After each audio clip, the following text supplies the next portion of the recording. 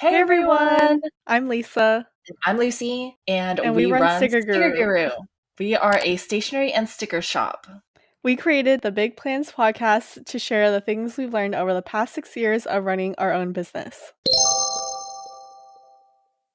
Okay, yeah, let's get started. So, this week's Okay, episode was inspired by a question we got.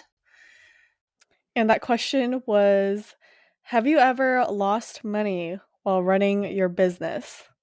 And I thought this was a really good question Yeah, because definitely one of the risks of running a business is, not making back the money you put into it. So we came up with a few of our most expensive mistakes, oh yeah. and we will be sharing them today. It's funny because I feel like this is probably a reason why people are too scared to start a business, is that they're afraid that they're going to lose money. But Yeah, I think that these were pretty expensive mistakes, but they didn't, like, clearly we're still running our business, so they didn't keep right. us from They destroy the didn't, business. yeah. Yeah. I think they were honestly really good lessons that we learned. Hard lessons. Hard lessons, but necessary to grow. Yeah. So yeah, let's talk about our first and I think most expensive This is probably our lesson. most expensive mistake, and that is for the longest time we were using envelopes with stamps to mail out orders instead of just doing regular standard tracking. Yeah, would So, say it's, I mean, like in the beginning, it was just you. Like for the first year, it was just right, Lisa running the business out of Etsy. And I feel like at that time, it was pretty standard for sticker companies to use envelopes and stamps, at least right, from what I saw. because yeah, and like we didn't sell that many products back then. It was mainly just like sticker sheets. So it wasn't like anything heavy like washi, pens, whatever. And Hmm. so I would just use stamps to send it in an envelope, and I was like, this is a way to save money also because stamps were significantly cheaper than paying for tracking. Hmm. And so I thought it was like a good money saver. And we also offered, because we were able to mail things with stamps, we were able to offer cheaper shipping costs, which we thought Yeah, was like a good draw for people. Like, hey, you can pay less in shipping, and right. we thought that was a good idea. But Yeah, for like several years, we I think for like 4.5 years we were sending most orders with stamps. Obviously, if if they the spent like order was a if over I think it was over 30, $35, 35, yeah. $35, we would send it with tracking. But for the most part, it was stamps, envelopes, and then I think around July 2020, when we started to like introduce more products to the shop, we were like, you know what, let's just switch over to tracking. Yeah. Like we can raise the shipping cost and it can cover the tracking. Mm-hmm. And pretty much right away, we noticed that our returning customer rate Increased increased greatly. significantly. And I think I it's think that definitely has, because it was like I, directly correlated with the fact that right. we were using tracking, because I think people would get the stamps and they'd be like, I don't want to receive my I think, stickers with right. stamps. I I, th- like we did receive a few complaints and emails from customers being like, "Why did you send this with a stamp?" Or sometimes they would ask like, "Where's the tracking number?" mhm. And we didn't think too much of it. We were just like, we're just going to continue using these stamps and envelopes, but once we switched to tracking, things really started to change and a lot of people were returning. Yeah. And I would also say that, like, you think you're helping the customer by you're helping them save money by charging them less for shipping, but And like they might tell you, yes, we want to pay less for shipping, because I feel like we would like pull our customers and they'd be like, yeah, I want the cheaper shipping. But I think at the end of the day, At the end of the day, I feel like they just didn't trust us yeah, because there wasn't any tracking, like there's no way for them to track their order. And then also like if their order could potentially get lost and there would be no way of finding it. yeah. And then I think also like it's kind of like the whole packaging thing. Like people say they don't really care about good packaging, like they'd rather have cheaper stuff, um, like pay less, have not as good packaging. But I think people do actually want the good packaging, Yeah, and they I will pay agree. more for it. Yes, definitely. Okay, so yeah, So, that was definitely our yeah, most expensive mistake. And we are telling you so that hopefully you will not make the same mistake. yeah. I also wanted to mention that our returning customer rate, I want to say these days it's probably like 60, 70%. 70%, I would say. I want to Yeah. say like 70%. Um, but before it was probably like 30%, Oh my goodness. like Wow. very, very low. So we have definitely improved that greatly ever since we switched to tracked mail only. Yeah. Yeah. I mean, there's probably other factors as well, but I do think that tracked mail was a huge part of that. Yeah. Okay, so let's move on to number 2. And this one, I would say, is something for those of you who work with manufacturers. So, ordering from China, you can ask for samples. You can have them do proofs. So, like, they can make like one item for you and then send it to you. You can see if it's like up to your standards, if you want to change any things. We were in a time crunch for our first planner. And so I think we Yeah. had 2 samples made. I want to say it was it two? No, I want to say it Was was just one? one. Okay, Yeah. let's say one. I honestly don't remember too well, but we had like one sample made, and after the first sample, we were like, "Oh, the quality's not quite there," but they're telling us that this is just a sample and that they're going to use a different machine for the final product, so the final product will be much better. And us being like, this is like the first time we've ordered from China, so we're Yeah, really really naive.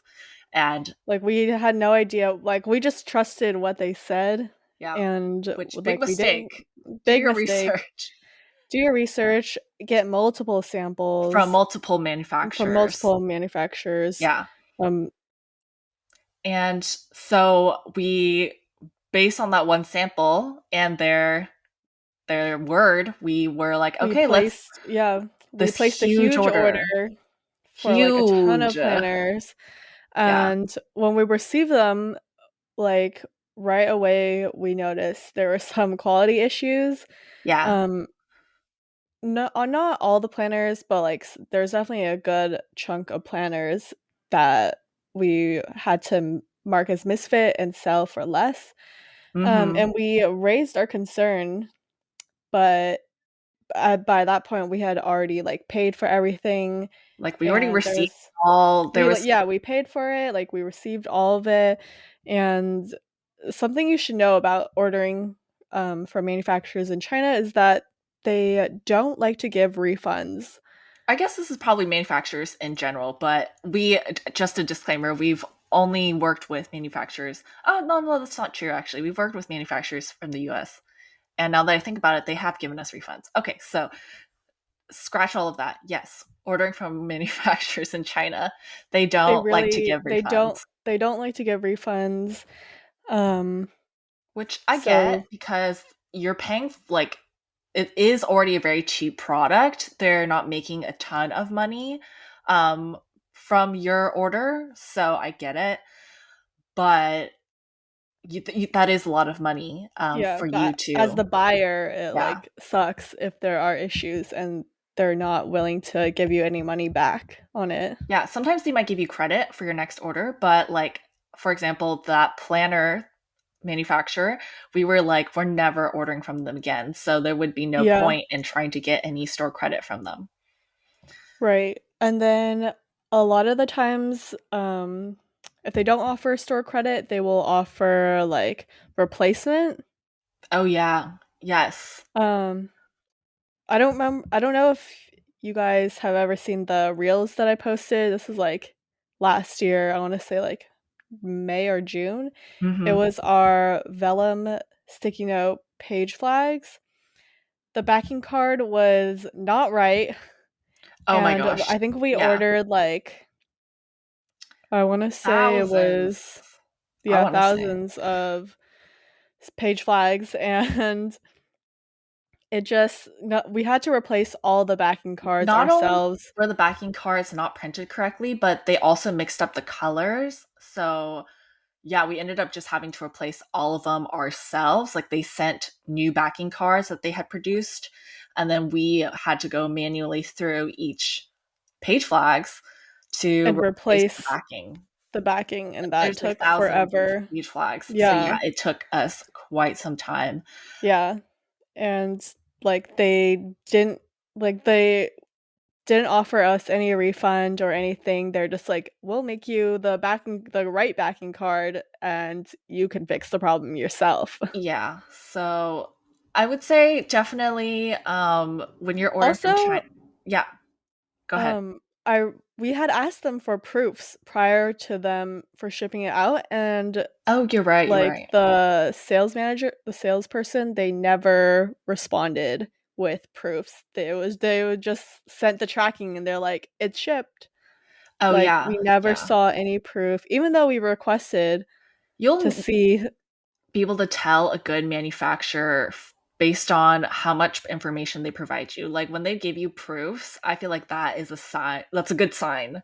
That's a good sign. If they don't send you proofs, that is a red flag for sure. And for those of you who are not familiar with manufacturers, a proof is like kind of like a sample. So usually Just it'll be like um a photo evidence of whatever you it's wanted, either and like just an to like confirm. actual photo or it'll be like a mock-up of something so that way you know at least like they've got the mock-up correct. And Yeah, then that's just to usually show how you we that do it's gonna be it. correct. Yeah. So that's a that's definitely we've made this That's mistake a couple of times. So I would say yeah, this is an expensive mistakes plural. yeah. Okay, I want to talk about number 3 because I feel like this one is something not exactly like a mistake per se, but just like a good saying that I learned, which is your most expensive customers are your cheapest customers.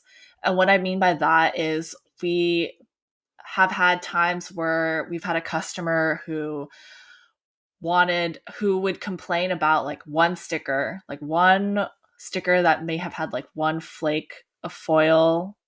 Mhm. And then they would message us and demand like you replace the whole entire sheet or you replace the whole entire kit. And yes, you could bend over backwards to make it right. Like you could send them a new kit, you can give them a whole ass refund.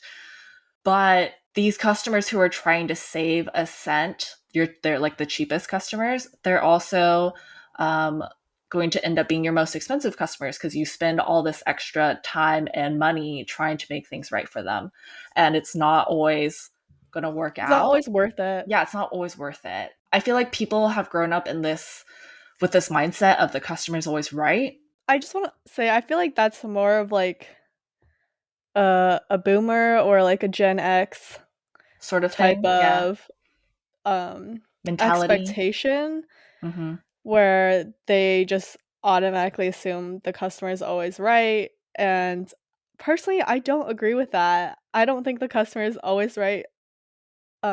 I mean, usually they are, but not always. And I don't want to like if you set this expectation of they know that okay, if I complain, they're going to give me like an entire refund or whatever, they're just going to keep doing it. They're it's not like a one-time thing. They're going to be so grateful. I've found that the customers who complain the most will continue to complain the most. Right. And then I just want to say, like, we're a small business We're not and Target or we're Walmart. not Target. Like, I get it if it's a big company, like, they have the funds to keep all customers happy. But as a small business, I feel like it, We don't have the resources to make every customer happy. yeah, And especially if we like put a disclaimer, like, for example, like our foil items, sometimes there might be a black speck, like really small, and the customer is like not happy with it. But we do put a disclaimer in all of our listings. I think basically at the end of the day, the customer is not always right. You are a small business. So as a small business owner, you really have to think about like, is this customer Is worth this keeping? is yeah, which I know some people might not agree with, but that is what Like, we have. is this an unpopular opinion? I don't know. You guys will have to let us know. Yeah, definitely let us know. Okay, so number 4 is not valuing your time slash labor costs. And I feel like Lisa can speak more about Yeah. this. So, in the beginning, obviously, I started out with one machine, one cutting machine.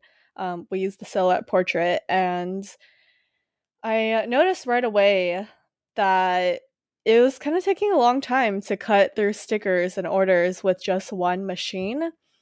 So I ordered another one, and then before you know it, like I had 8 machines.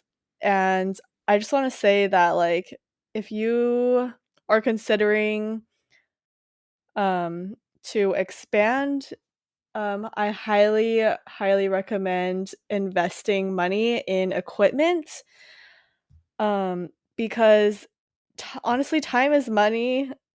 Yeah. Hmm. So if you can save time by having more machines, then I think it's 110% worth it.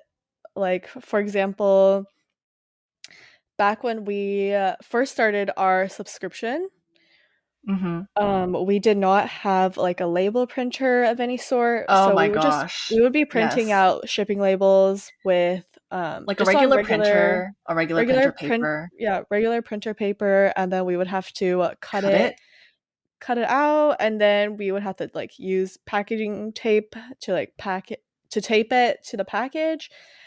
And I think we had like over 100 of these like subscriptions, and We were just manually like doing each one. doing yeah, for every single month, like that would take up a lot of our time, just cutting those shipping labels and then taping it. Like And it this would wasn't be like hours it of would work. take hours, yeah. And then we ended up And buying a then Dymo yeah, after and like several months of doing this, we were like, you know what, invest let's in a buy a Dymo. Dymo. Like, I think it's the like a Dymo is hundred pretty dollars. expensive. No, it's like Oh, $200. okay, It's pretty wow. expensive. And then so that's why we like We were didn't so want to bite the reluctant. bullet. Yeah. Yeah, for the longest time. But then when we finally bought it, it Game was like game changer, changing. Yeah, like life changing. it printed the labels so quickly, and Like 100 then labels would take less than a minute for the Dymo to print, I'm pretty no, sure. no, I think it Okay, would take okay, a maybe little bit like, more. But like a couple of minutes, like yeah. way faster than hours before. So that definitely saved us a lot of time. I do want to say though, I don't recommend the Dymo. The Dymo is trash. Yeah. Go with a Rolo. The Rolo's the Because best. the Rolo, it prints way faster than the Dymo, and I never have any issues with it. So yeah, if you're looking for a label printer, go with the Rolo. You can That get it on also Amazon. reminds me of our back to our first one, using envelopes with stamps. Y'all, we Hmm. would have to write the address on every Right. single envelope, like We the hand entire wrote address every single address, and it would take like forever. at least a minute to write a single address. Like, it was such a waste of time. And And by switching over to tracking, now we're printing labels and yeah, it printing takes labels like with the a couple Dymo minutes. or the Yeah. Rolo now. Yeah, it takes like couple minutes to do like hundreds Yeah. versus before. Just like the amount of hours that we wasted. It's like it sucks, but uh we definitely learned something from that. Yeah, yeah. So value your time. Think And about how you yeah. can make your time more efficient. Um, even though you may And have to invest money in the beginning to right, do you that. may have to invest more money, but in the long run, trust me, it is so worth it. Okay, cool. Well, let's go on to our Q&A. So you guys sent in a couple of questions for us, and we picked from We that picked pool of 3. questions. Yes, we Yeah, we picked picked 3 three. questions. So thank you guys for sending those in. You can always send in questions to us. I'll have more info at the end on how you can contact us and send in your questions because we like them. Keep them coming. Okay, so Yes. first question: how do you find your manufacturers? We get this so much. We get this We get question this all the time. so much. Yeah. Um, and I feel like Gen Z is very like, they're like, no gatekeeping. Um, which, But I'm like, sorry, I'm a small which business yeah, and I'm like going to gatekeep a little bit. So I'm not going to tell you what exactly who our yeah. manufacturer is, because I'm trying to Um make a living here. But but like we can I will tell like you where to look. So, like I feel like we like in SpongeBob, you know how like Mr. Krabs has like the secret recipe yeah, for his burger? I'm like, that's us. Like that's you us. can't ask us to I'm sorry, share our secret Plankton, but recipe. you're not getting our secret recipe. But Not today. yeah, not Mm-mm. today, Plankton. But I will tell you where you can look and figure it out for yourself because it's honestly not that hard. So go to Alibaba.com. On there, you can contact all these manufacturers for like literally everything. They Yeah. have a search engine on there. So type Just in what type in product. what you're looking Like, for, let's just say you want to like make stickers, stickers, like type in or stickers, washi tape. Like it's really pens, easy. Yeah. like type it in there. It'll show like all these different types of products and the manufacturers that make them. You can Like message just the manufacturer yeah. directly, and then just like start the conversation about getting your products done.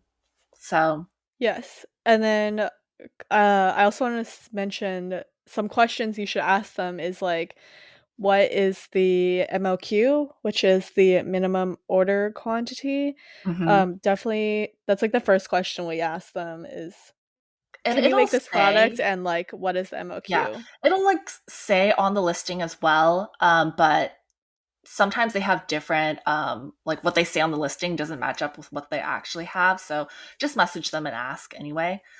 um and keep in mind, even though the MOQ is probably going to be really large, so like sure it might cost, I don't know, like 20 cents to make that item. You might have to order like 1,000 of those items.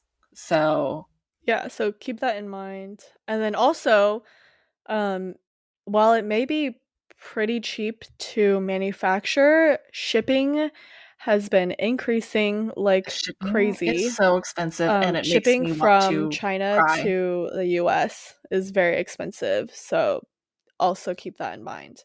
Not only However, that, oh, I just want to add, shipping can be yeah, expensive and it can take a really long time if you're shipping it by boat. If you have smaller products, you can probably ship by plane, which is pretty fast. Um, yeah, but like for big items, so like our planners, those would have to they go by came by boat, boat and that would take and over a like, month. it would take over a month, and, like, that was before the supply chain Oh yeah, problem. yeah. So, it Now, probably would take a lot longer yeah, now considering, like, boats are literally waiting to at dock the and port to unload. dock. Yeah. Yeah, Hmm. it's kinda crazy. So keep all of those things in mind. But yeah, what were Yeah. you gonna say? Oh, I want to say if you are a small shop and you don't want to order like 500 pieces of whatever, to check out the shop co-op. Um, They're the I feel bomb. like they constantly have buy-ins for like washi tape, um, sticker That's how we albums. first got started too. That's how we first got started. Yes. Before we did our own contacting of manufacturers, we would order from the shop co-op because like we couldn't hit those minimum order quantities. And this was like a much safer way to go about it because you're working with people who are like really experienced. They do this all the time. Yes. They So helped I us with like highly converting recommend. files. Yeah, yeah, highly Yeah. recommend. Like they'll help you um like converting files, like if you don't know how to use like Illustrator, they will help you out with that, which is really amazing and super helpful. Yeah, So we will I will actually leave it in link. the show notes. So be sure to Yes. check that out. Okay, let's go on to question number two. Okay. How do you know how much to order for supplies and product so that you're saving money on the quantity but not buying too much that it won't sell? So, kind of related to the previous questions. Yeah. Um I guess it's helpful to look at your history of um how long it took you to sell certain products, and then use that as like an estimate of how long you think it'll take to sell that in the Hmm. like to sell it all. Um Yeah, so think about how much you want to price this product for as well. So, for example, let's say you're paying 50 cents for this product. You don't want to price it at like you don't like a 60 dollar. cents or even a Right. dollar because if you, let's say you have a sale, like a 25% off sale, then it's going to be 75 cents. Now you're only making 25 cents off of that 50 Right. cents. Um, so we So recommend our we pricing it recommend higher always pricing things higher, because you can and always put it on sale. versus if you price it too low, it'll be really hard for you to put it on sale and you might even lose money by doing so. Right. So definitely think about how much you want to price it for, and then see if it's worth it to buy the product. Yeah. Hmm. And then question number three. I think this is a Okay. really good one. We get this question from people. I only get customers during sales, and they never shop when I'm not having a sale. So how do I get people to purchase more consistently? Also, thank you, ladies. This is a really good question. This is kind of related to our last episode of how to have a successful sale. Hmm. But I guess this customer or this person is asking, how do they have consistent customers even when they're not running a sale? Yeah, And I think we definitely struggle with this in the beginning for the yeah, first yeah. couple of years. Um, That's because and we would that would have be sales like we would literally have every single sales. weekend. Yeah. If we weren't having a sale, I remember our parents, who, bless their hearts, are very supportive, but also like kind of too Too, involved or too too involved, too like like they've invested. invested, Yeah, there we like go. Too invested. um, like I appreciate their support, but like they're a little too invested. They'll constantly be giving us unsolicited advice, advice. which I have an MBA, so I'm like, I don't know why I got this business degree when I have you. So, um, not salty at all. But where was I going with the story? Oh, Oh we yeah, would constantly be doing sales. If we weren't doing a sale, like our parents, they would be like, why "Why aren't you aren't you doing a doing a sale? sale? Like you're being lazy. Like what's going on? Why aren't you doing a sale?" So And I feel like people will think that to themselves. Like they'll be like, "Oh, I'm not getting any customers, or I'm not getting any orders. Like, let me do a sale." let me do a sale. Like, and then before you know it, you're doing a sale every single weekend, every other weekend. And I think a good way to combat this is to have consistent releases, but don't Hmm. always run a sale. Um, Yeah. because So then if you're constantly running a sale, your customers will learn to depend on sales, and that's why they only shop during sales. yeah. So an Um, example is, you know how Michael's always has coupons. yeah. I never shop at Michael's if I do not have a coupon. And I'm sure you guys can relate for other things like Bath and Body Works. I don't buy Right. from Bath and Body Works if there's no sale going on. So, Right. conditioning your customers to depend on when you have sales, um, you want to really stray away from that because you're teaching them, like, hey, I'm just going to wait until the next sale to make a purchase. Right. And I think if you have like consistent releases, and not as many sales, then they will learn to just buy it when you release things Mm-hmm. versus then waiting. I mean, of course, there are going to always be those customers that do wait for a sale, but I think if you don't offer as many sales, then your customers aren't going to wait Yeah, I for feel a like sale. that's literally me. Like typically I will wait for a sale, but if I really want something, I will pay Yeah, if I don't think that they're going to have a sale anytime soon. right. Yes. Yeah. So another way to combat this is to offer lower sale percentages. So you might usually Right. be offering 30% off. Try lowering it, um, and Yeah, continuously lowering it. yes. Um I remember this is probably like years ago.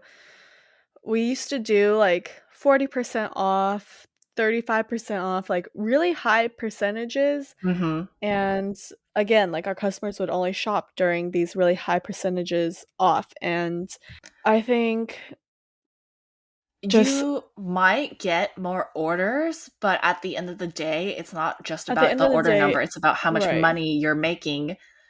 right. And if you're offering 40% off, then I think you should seriously reevaluate your pricing Yeah. Hmm. because I don't think you should be offering that high of a percentage.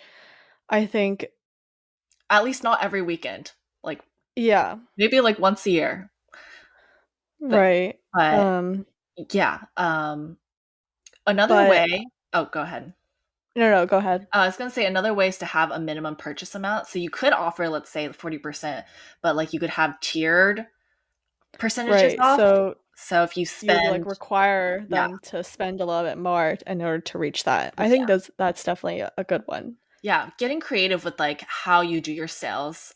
So it's not just a percentage number. Like maybe you um, have your kits at a certain, like normally your kits are $20, and now you're going to offer them for like a flat $16 or something. Yeah. Try experimenting with different ways to have Right. sales Yeah, I agree. It doesn't always have to be a percentage off. You can do like dollar amounts, whatever. or freebies and free Ooh, shipping. free shipping. That is I love free a shipping. really good one.